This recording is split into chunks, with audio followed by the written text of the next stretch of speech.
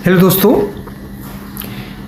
यहाँ पर आज हमने सेट 5 लिया है और इसमें क्वेश्चन लिए हमने 111 से 140 तक। और ये आपके यूपी पीजीटी एजुकेशन के लिए स्पेशल है। यहाँ पर हम 1000 क्वेश्चन कर रहे हैं, आप सभी को पता है। उसके आज सेट जो है 5 है, इससे पहले 4 सेट हम कर चुके हैं। तो उसके लिए आप डोंट वरी, आपको वो सब कुछ प्लेलिस्ट में मिल जाएगा। और प्लेलिस्ट कहाँ पर मिलेगी आपको HGR हिस्टोग्राम रूल सर्च करना होगा और यहाँ पर आपको प्लेलिस्ट में सेव मिल जाएंगे, ठीक है। क्योंकि कुछ ही घंटे के बाद जब वीडियो हम अपलोड करते हैं, उससे कुछ घंटे के बाद ही इसको प्लेलिस्ट में सेव कर देते हैं। और उसके साथ साथ में आप अगर तैयारी कर रहे हैं यूपी टीजीटी इंग्लिश की, तो इसकी भी आपको वीडियो मिलेंगी। तो ये हमारा चैनल 2 स्पेशल सब्जेक्ट के लिए समर्पित है। एक आपका यूपी पीजीटी एजुकेशन और एक आपका यूपी टीजीटी इंग्लिश। तो दोनों का कंटेंट आपको, बहुत अच्छा कंटेंट आपको फ्री ऑफ कॉस्ट आपको चैनल के माध्यम से प्रोवाइड किया जाता है। तो हमारा पहला क्वेश्चन 111 एजुकेशनल फिलोसफी का मुख्य उद्देश्य क्या है? शिक्षण को प्रभावी बनाना, परीक्षा लेना, अनुशासन बनाना और केवल ज्ञान देना। तो शिक्षण को प्रभावी बनाना यहाँ पर राइट ऑप्शन होगा। जो ऑप्शन है इसका, वो शिक्षण को प्रभावी बनाना होगा। क्यों? इसका कारण भी है। देखो, थोड़ा छोटा लेते हैं मैं इसको, ये वाला, ओके।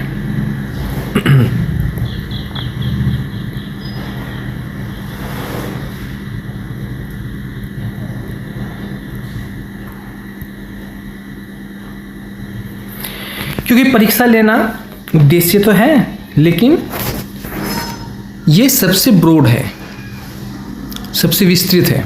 अनुशासन बनाना भी है, केवल ज्ञान भी है, लेकिन ये संकुचित क्षेत्र में है, ठीक है।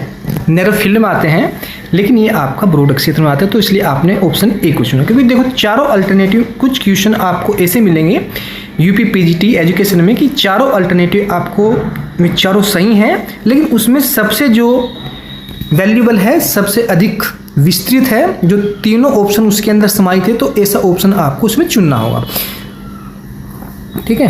112 बाल विकास का अध्ययन किससे संबंधित है? शारीरिक विकास, मानसिक विकास, सामाजिक विकास, ये सभी। तो ये सभी इसमें राइट ऑप्शन है। क्यों? क्योंकि शारीरिक, मानसिक और सामाजिक विकास, ये तीनों इसके अंदर ही आ जाते हैं, ठीक है। किसी एक विकास को लेकर हम नहीं चल सकते, इसलिए तीनों विकास को आपको लेना है। तो इसलिए ऑप्शन डी सही होगा। लर्निंग का अर्थ क्या है? व्यवहार में परिवर्तन, केवल ज्ञान, केवल याद करना, केवल परीक्षा। देखो, केवल एक नेगेटिव टैग के रूप में आप इसको ले सकते हैं। जहां पर भी आपने केवल देखा, उसको तुरंत आप कट कर दें, ठीक है। और 4 अल्टरनेटिव है, 4 अल्टरनेटिव में से आपको 2 या 3 अल्टरनेटिव ऐसे मिलते हैं जिसमें केवल लिखा हुआ है, ठीक है। तो उसको आप देखते ही उड़ा दें। तो ऑप्शन इसमें राइट ए होगा, व्यवहार में परिवर्तन। 114 कंडीशंस रिफ्लेक्स थ्योरी किसने दी? Ivan Pavlov, Edward Thorndike, Jean Piaget's और बीएफ स्किनर। तो ऑप्शन यहाँ पर ए सही होगा, इवन पावलोव। ये आपके फैक्चुअल क्वेश्चन है। फैक्चुअल क्वेश्चन को देखो, आपको याद करना ही करना होगा, इसी कोई ट्रिक नहीं है और ना इसको समझाया जा सकता है। इसको केवल आप इसका याद करने का एक तरीका और हो सकता है, अगर आप इसमें एक प्यार से नोट्स बना लें, उसको एक पर्चे पर लिख के, जहाँ पर आप मोस्टली अगर आप गृहिणी हैं, किचन में काम करते हो, उसको वहाँ पर चस्पा कर ले, पेस्ट कर ले, ताकि आपकी नज़र बार बार उसी पेपर पे जाए और आपको दिमाग में फीड हो जाए, ठीक है। जैसे आप अपने DOB, डेट ऑफ बर्थ नहीं भूलते, तो इस प्रकार से आप ये फैक्चुअल क्वेश्चन, किसी का सन, उसकी इन्वेंशन कब हुआ, तो इस तरह के जो फैक्चुअल क्वेश्चन है आप उनको भी नहीं भूलेंगे। 115 लॉ ऑफ रेडीनेस किसने दिया?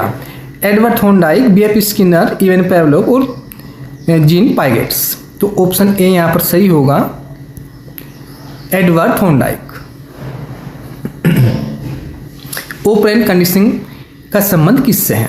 BF Skinner, even Pavlov, Thorndike और पाइगेट्स। आप सभी को पता है जो ऑपरेंट कंडीशनिंग है, ये आपका बीएफ स्किनर ने, और इससे बहुत फेमस सिद्धांत है और इससे बहुत फेमस हुए, बहुत फेम इनको मिला।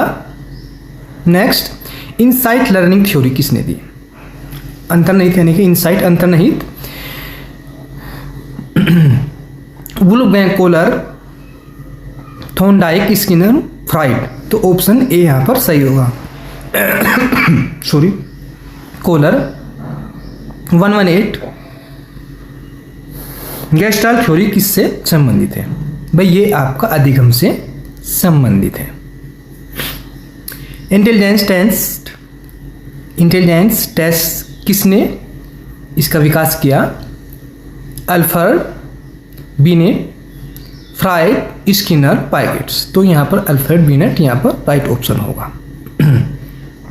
120 IQ का पूरा नाम क्या है? आप सभी जानते हैं, intelligence quotient. Option C. 121 IQ का सूत्र किसने दिया? व्यक्ति का नाम विलियम स्टर्न। देखो फैक्चुअल क्वेश्चन में अधिक टाइम लगाना अच्छा नहीं है, तो इसलिए हम अपनी चीज़ को जल्दी बढ़ा रहे हैं, क्योंकि ऐसा नहीं है हम आप व्यूज के लिए, टाइम के लिए आपको वीडियो को बढ़ा रहे हैं, ऐसी बात बता रहे हैं बीच बीच में। एक का क्वेश्चन में हम 5-5 मिनट लगा रहे हैं, 2-2 मिनट लगा रहे हैं, तो हम अपने क्वेश्चन को केवल, हमारा लक्ष्य केवल आपको TGT, PGT, TGT इंग्लिश और PGT आपका एजुकेशन क्रैक कराना है, और अन्य हमारा मतलब कुछ नहीं है। हमारे व्यूज से मतलब नहीं है, लाइक से मतलब नहीं है, वॉच टाइम से मतलब नहीं है। अगर आप लाइक देते हैं, कमेंट करते हैं अच्छे, तो ये हमारे मोटिव के लिए अच्छा है कि इससे हमें एक प्रेरणा मिलती है कि हम आपके लिए और अच्छा कंटेंट प्रोवाइड करें, अन्यथा कुछ नहीं। ठीक है। 122 व्यक्तित्व का मनोविश्लेषणात्मक सिद्धांत किसने दिया? तो ये दिया आपका सिगमंड फ्राइड, और ये सिद्धांत उनका बहुत प्रसिद्ध सिद्धांत रहा। 123 फ्राइड के अनुसार व्यक्तित्व के भाग कौन कौन से हैं? ईड, ईगो, सुपर ईगो। यही ऑप्शन इसका राइट है, ईड, ईगो, सुपर ईगो। 124 मोटिवेशन का अर्थ क्या है? प्रेरणा है। मैस्लो का सिद्धांत किससे संबंधित है? ये आपका मोटिवेशन से संबंधित है, मैस्लो। यह सिद्धांत अब्राहम मैस्लो का है, और इसलिए ही इसको मैस्लो का सिद्धांत भी हम कह सकते हैं। मैस्लो के अनुसार आवश्यकताओं में कितने स्तर होते हैं? इसकी आवश्यकताओं के 5 स्तर होते हैं। 127 मैस्लो के अनुसार सबसे पहली आवश्यकता क्या है? भाई क्या है वो? वह आपकी शारीरिक आवश्यकता। देखो भाई, सर्वप्रथम आप क्या चाहते हैं कि हमारी शारीरिक जो मांग है, जो आवश्यकता है, पूरी हो, कंप्लीट हो, फुलफिल हो। 128 मेमोरी का अर्थ क्या है? स्मृति, बुद्धि, व्यक्तित्व, प्रेरणा। तो स्मृति मेमोरी का अर्थ है। मेमोरी के मुख्य चरण कौन से हैं? लर्निंग, टेस्टिंग और रिकॉल। ये आपका राइट ऑप्शन होगा। 130 क्रिएटिविटी का अर्थ क्या है? रचनात्मकता, क्रिएटिव माइंड, नई सोच। 131 स्कूल गाइडेंस का उद्देश्य क्या है? विद्यार्थी को मार्गदर्शन देना, परीक्षा देना, अंक देना, अनुशासन बनाना। तो यहाँ पर विद्यार्थी को मार्गदर्शन देना। 132 वोकेशनल गाइडेंस किससे संबंधित है? शिक्षा, व्यवसाय। तो ये आपका व्यवसाय से। देखो वोकेशनल में क्या आता है, वो वोकेशन जहाँ पर भी ऐड होगा वहाँ पर बिजनेस से संबंधित ऑप्शन आपको चूज करना होगा, व्यवसाय से संबंधित आप ऑप्शन चूज करना होगा, या कोई अतिरिक्त पढ़ाई के साथ साथ कोई अतिरिक्त करिकुलम, ठीक है, अतिरिक्त एक्टिविटी पढ़ाई से संबंधित। तो ये सब कुछ आपका वोकेशन में आएगा। 133 एजुकेशनल एडमिनिस्ट्रेशन का मुख्य उद्देश्य क्या है? विद्यालय प्रबंध। स्कूल डिसिप्लिन का सर्वोत्तम प्रकार कौन सा है? स्व अनुशासन, सेल्फ अनुशासन। ठीक है। करिकुलम प्लानिंग का आधार क्या होना चाहिए? समाज की आवश्यकता। देखो सब कुछ समाज की आवश्यकता पे ही टिका हुआ है। एवोल्यूशन का मुख्य उद्देश्य क्या है? शिक्षा सुधारना। 137 फॉर्मेटिव एवोल्यूशन कब किया जाता है? फॉर्मेटिव शिक्षण के दौरान। और सुमेटिव एवोल्यूशन कब किया जाता है? दोनों बहुत मोस्ट इंपोर्टेंट है भैया, आपका ये भी और आपका ये सुमेटिव दोनों। सत्र के अंत में डायग्नोस्टिक टेस्ट का उद्देश्य क्या है?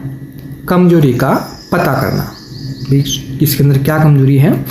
140 140 अचीवमेंट टेस्ट किसके लिए प्रयोग होता है? ये आपका उपलब्धि मापने के लिए। तो गाइज हमने 140 क्वेश्चन लिए थे, हमने बहुत जल्दी 140 क्वेश्चन हमने कंप्लीट कर लिए, बिल्कुल भी टाइम आपका किल नहीं किया। लेकिन आप कमेंट्स में ये जरूर बताएंगे कि आपको हमारी वीडियो कैसी लग रही है और आपको ये जो कंटेंट हम दे रहे हैं इसको बेहतर करने के लिए और हमें क्या करना है, हमें वो क्या करना चाहिए कि हम इसको अपने कंटेंट को और बेहतर करें। लेकिन आपकी राय जो है हमारे लिए बहुत वैल्यूबल है और राय जो आप राय देंगे उसके अनुसार ही कार्य किया जाएगा। ये जो हम 4 अल्टरनेटिव ले रहे हैं इसको हम सोच रहे हैं कि थोड़ा टाइम मैनेजमेंट बना रहे और इसके 4 के स्थान पर हम केवल 2 ही अल्टरनेटिव कर दें। तो अगर ऐसा हम कर दें तो ये आपको क्या लगता है कि हम ऐसा करें कि ना करें, 2 अल्टरनेटिव में से चूज कराएं कि 4 में से कराएं, ये आप कमेंट में अवश्य बताएंगे। तो आज के लिए गाइज इतना ही, मिलते हैं नेक्स्ट वीडियो में। Okay guys, thank you very much.